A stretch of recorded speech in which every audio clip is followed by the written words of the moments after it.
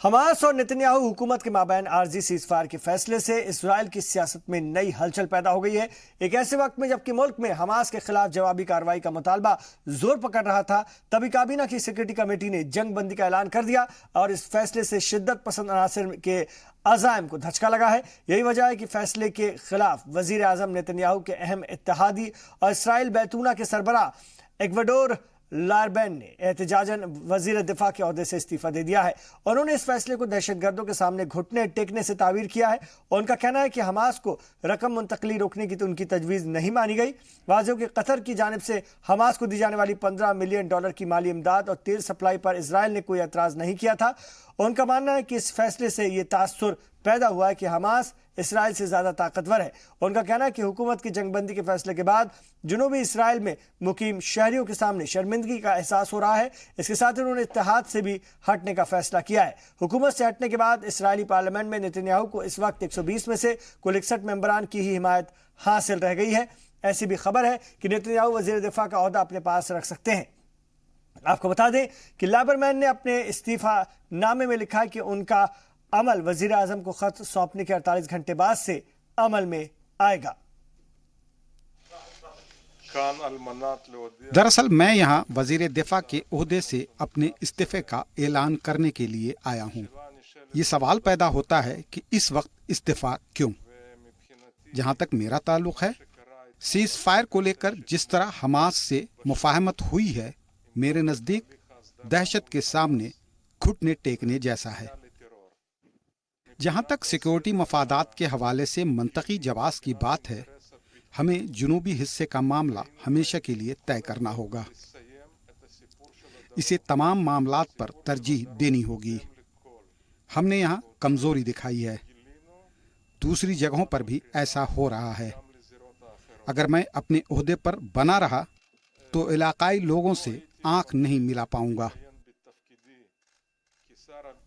ادھر مصر اور قطر کی مصالحت کے نتیجے میں ہوئے سیز فائر کے خلاف لائبرمین کے استعفے سے غزہ میں خوشی کا ماحول ہے۔ لائبرمین اگر سیز فائر کو سرنڈر مان رہے ہیں تو غزہ کی پٹی میں اسے حماس کی دوسری بڑی کامیابی اور اسرائیل کی جارحانہ پالیسی کی ناکامی کے طور پر ہی دیکھا جا رہا ہے۔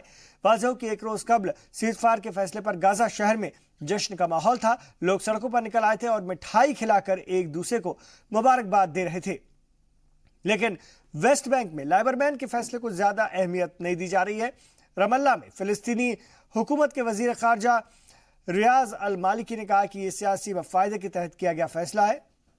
لائبرمین کے فیصلے کی اسرائیلی عوام کی بھی حمایت حاصل ہو رہی ہے۔ جنوبی اسرائیل کی ایک خاتون نے کہا کہ ان کے استعفے کی وجہ آسانی سے سمجھی جا سکتی ہے۔ جو 2 روز تک چلے حملے اور جوابی حملے میں 15 فلسطینی اور 2 اسرائیلی ہلاک اور متعدد افراد زخمی ہوئے تھے۔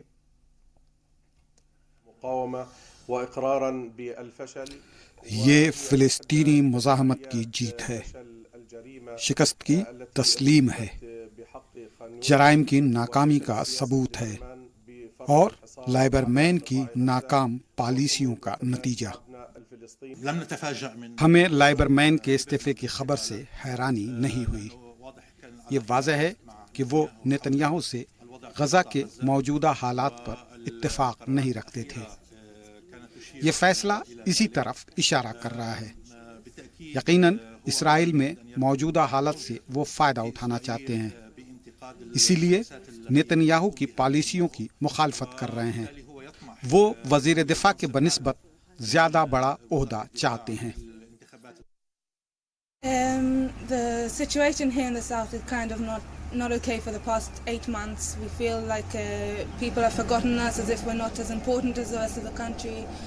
And Lieberman resigning from his duty is understandable. I can understand where he's coming from. I think he's doing the right thing. لائبرمین کے استعفے کے بعد اسرائیل میں سیاسی بحران کی کیفیت پیدا ہو گئی ہے۔ حالانکہ اس سے قبل بھی نتنیاہو حکومت اس طرح کی سیاسی غیر یقینی کی صورتحال سے دوچار ہو چکی ہے، لیکن اس دفعہ لکوڈ پارٹی کے حکومت میں بنے رہنے کے جواز کو لے کر سوال اٹھنے لگے ہیں۔ واضح ہو کہ اسرائیل میں اگلے سال عام انتخابات ہونے والے ہیں، لیکن سیاسی مبصرین کا ماننا ہے کہ بدعنوانی کے معاملات کا سامنا کر رہے نتنیاہو وقت متعینہ سے پہلے شاید ہی انتخابات کا اعلان کریں۔ اسرائیل کے سیاسی تجزیہ کاروں کا ماننا ہے کہ طویل مدتی حکمت عملی کے بجائے نتنیاہو نے وقتی ضرورت کے تحت سیز فائر کا فیصلہ لیا ہے. اس طرح لیبرمین کے استعفے کے فیصلے کو بھی سیاسی مانا جا رہا ہے. دوسری جانب فلسطینی تجزیہ کاروں کے مطابق حماس بھی سیز فائر سے دوہرا فائدہ اٹھانے کی کوشش کرے گا.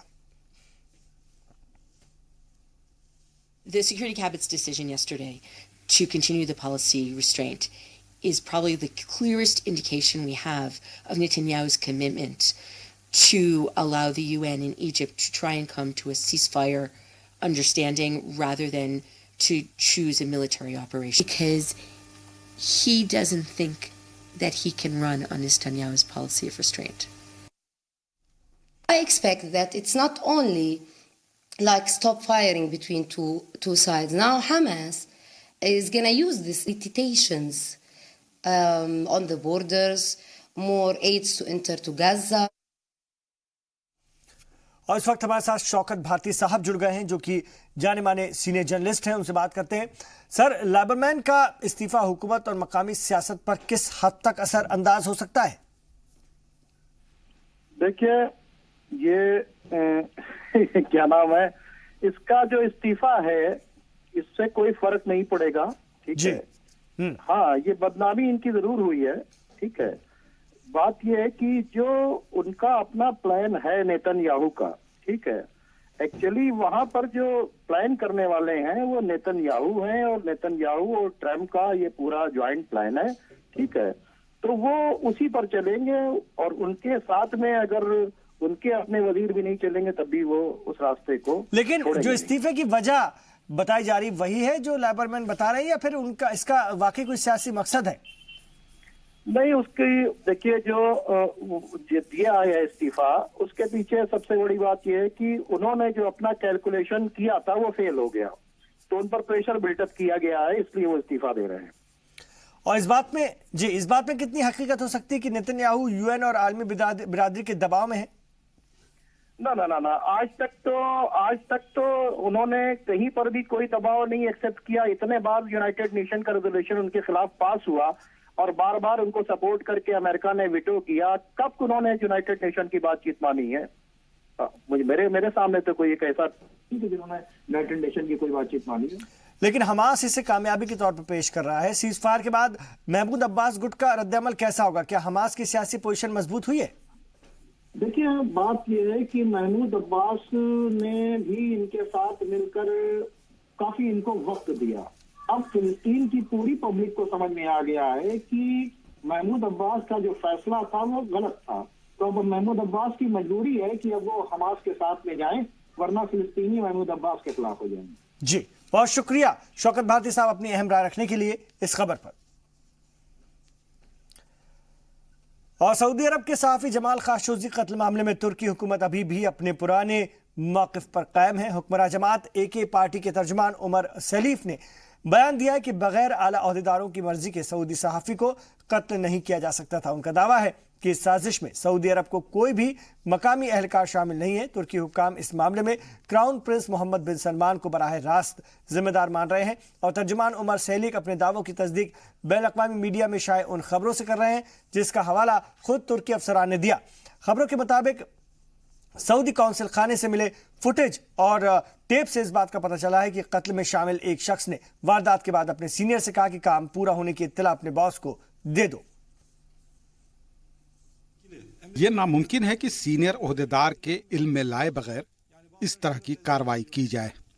ایسا پیش کرنے کی کوشش کی جا رہی ہے کہ اپنی وفاداری ظاہر کرنے کے لیے کچھ لوگوں نے ایسا کیا.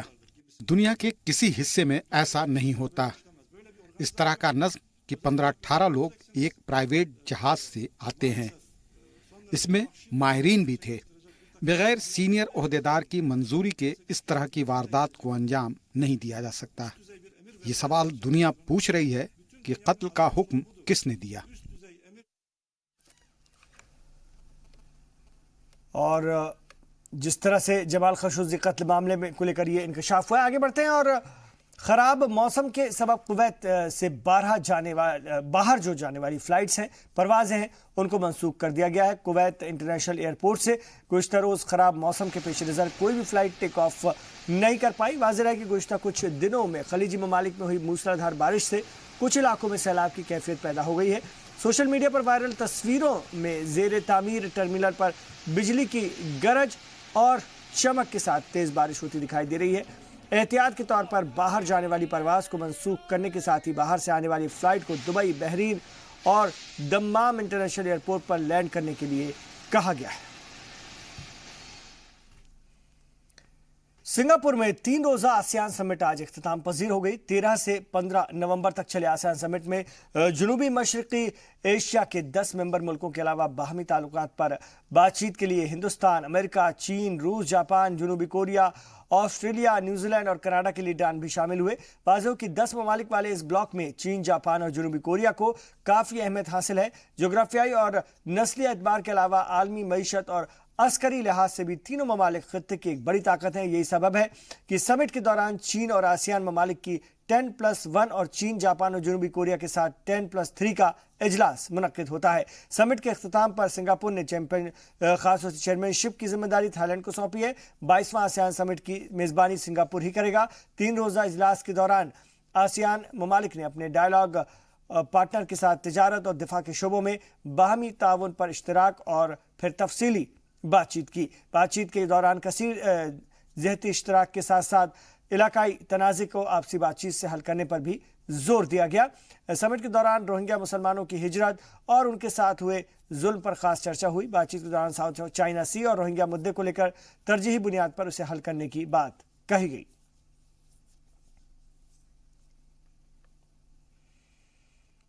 سمٹ کے آخری دن آسیان ممالک کے سربراہان نے چین، جاپان اور جنوبی کوریا کے لیڈران سے ملاقات کی۔ ملاقات کے دوران چینی وزیر اعظم لی کیقیانگ نے کثیر جہتی اشتراک کو فروغ دینے پر زور دیا۔ وہیں جاپانی وزیر اعظم شنزو آبے نے ماحولیات، قدرتی آفات اور صحت کے شعبے میں تعاون کرنے پر دلچسپی کا اظہار کیا۔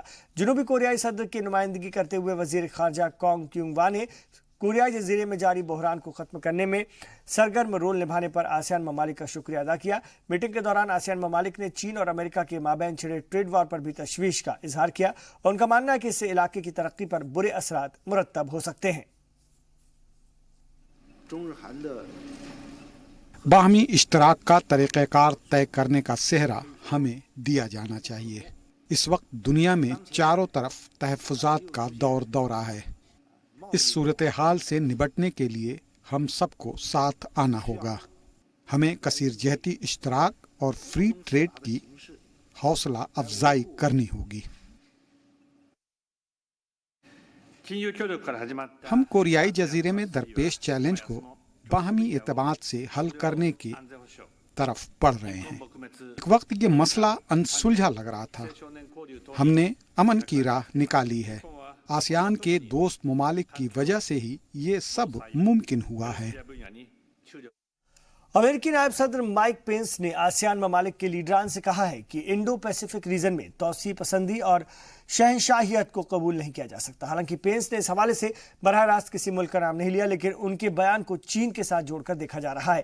انہوں نے کہا کہ علاقے کے چھوٹے بڑے سبھی ممالک کو ترقی اور خوشحالی کا راستہ اختیار کرنے کا موقع ملنا چاہیے۔ Like you, we seek an Indo-Pacific in which all nations large and small can prosper and thrive, secure in sovereignty, confident in our values, and growing stronger together. We all agree that empire and aggression have no place in the Indo-Pacific. Our partnership also includes our pressure campaign regarding North Korea, our collaboration to rid the region of terrorism, our commitment to uphold the freedom of the seas and skies, where we stand shoulder to shoulder with you for freedom of navigation, and our determination to ensure that your nations are secure in your sovereign borders, on land, at sea, and in the digital world. اور امریکی خاتون اول نے ماری recorder کی نا اتفاقی مہنگی پڑ گئی ہے۔ وائٹ ہاؤس کی ڈپٹی سیکرٹری ایڈوائزر کو ان کے عہدے سے ہٹا دیا گیا ہے۔ واضح کہ ٹرمپ کی اہلیہ نے کہا تھا کہ ریکارڈر امریکی صدر کے ساتھ کام کرنے کی اہلیت نہیں رکھتی۔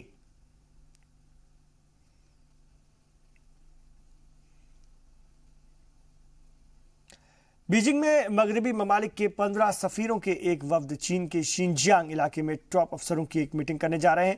मामला उइगर मुसलमानों के साथ हो रहे मजालिम का है, जिसको लेकर के 15 ममालिक के सफीर चीन को घेरने के लिए मीटिंग करने जा रहे हैं। शिनजियांग इलाका मुस्लिम अक्सरियत वाला इलाका है। यहाँ मुसलमानों के खिलाफ अक्सर मजालिम होते रहते हैं और मुसलमानों के खिलाफ बढ़ते जुल्म को देखते हुए मगरबी ममालिक के सफीरों ने चीन को पूरी तरह से घेरने और मुसलमानों के साथ हो रहे जुल्म पर जवाब मांगने का मंसूबा बनाया है। और इस मीटिंग में कनाडा क्या अहम रोल अदा करेगा। इस मीटिंग में ये भी इशारे मिले हैं कि मगरबी ममालिक में अपनी पॉलिसीज की वजह से चीन पर मगरबी ममालिक का दबाव तेजी से बढ़ रहा है। चीन में मुसलसल मुसलमानों पर हो रहे जुल्म पर यूएन के माहिर हुकूक इंसानी भी इसकी मजम्मत कर चुके हैं। वाज़ेह है कि चीन में बड़ी तादाद में उइगर और दूसरे मुसलमानों के साथ जुल्म होता रहा है। यही नहीं, यहाँ मुसलमानों को डिटेंशन सेंटर में भी रखा जाता है।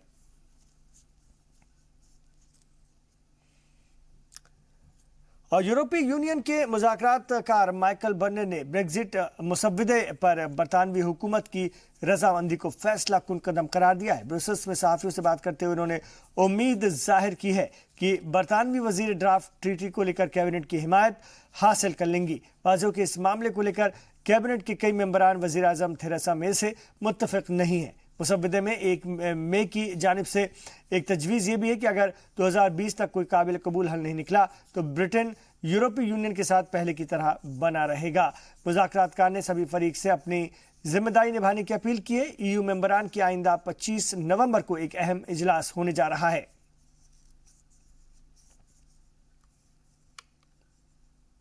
In the backstop scenario, we agreed to create a EU-UK single customs territory. Northern Ireland will therefore remain in this same customs territory as the rest of the UK.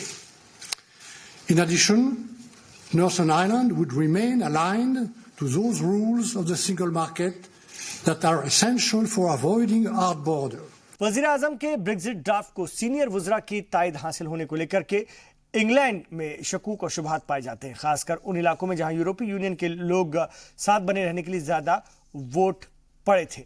लोगों का कहना है कि हुकूमत को खुद ही नहीं पता है कि वो क्या कर रही है। दूसरी तरफ ब्रेक्जिट के हामी ड्राफ्ट को लेकर पूरी उम्मीद है।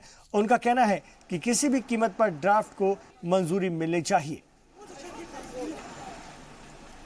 I mean, we just look weak, whatever happens, I think, now. So it's just embarrassing, really, isn't it? But it's just I have no faith in the government. I have no faith in the government at the moment. So, you know, they started something they can't stop. They don't know what they're doing. Hopefully there might be a bit more stability then, if we've got an agreed exit from Brexit, if you like. Hopefully it'll be an agreed thing, and so we can move on and things will look a little bit better. The pound might improve a little bit and a bit more confidence growing in exports and industry. London में खेले जा रहे ATP masters final में मॉरियान Cilic ने जाहन इजनेर को हराकर अपनी उम्मीदें कायम रखी हैं। क्रोएशियाई खिलाड़ी ने अमेरिका के इजनेर को सख्त मुकाबले के बाद 6-7, 6-3, 6-4 से शिकस्त दी। इस नतीजे के साथ ही जोकोविच का सेमीफाइनल में पहुंचना भी यकीनी हो गया है। जोकोविच ने दूसरे मुकाबले में ज्वेरेव को शिकस्त दी है। आखिरी लीग मुकाबले में सिलिच का मुकाबला जोकोविच से, जबकि ज्वेरेव का मुकाबला इजनेर से होगा।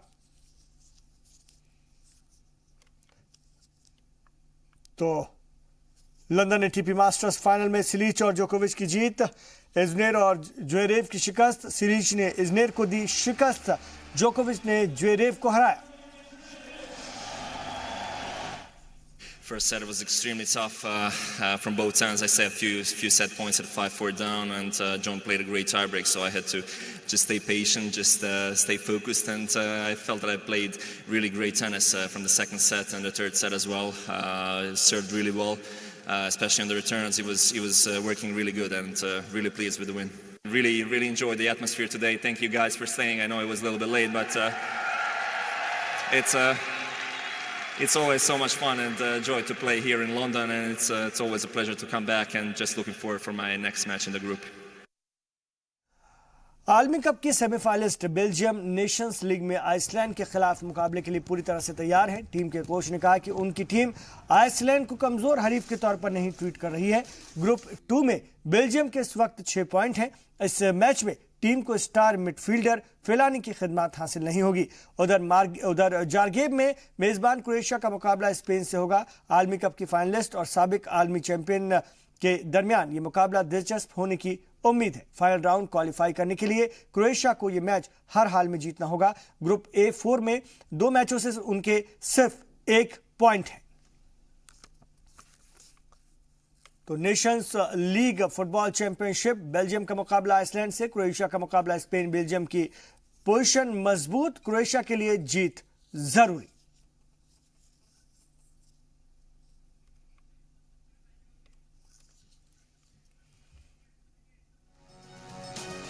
تو ناظرین، ورلڈ نیوز میں ابھی اتنا ہی، لیکن زی سلام پر خبروں کا سفر جاری ہے۔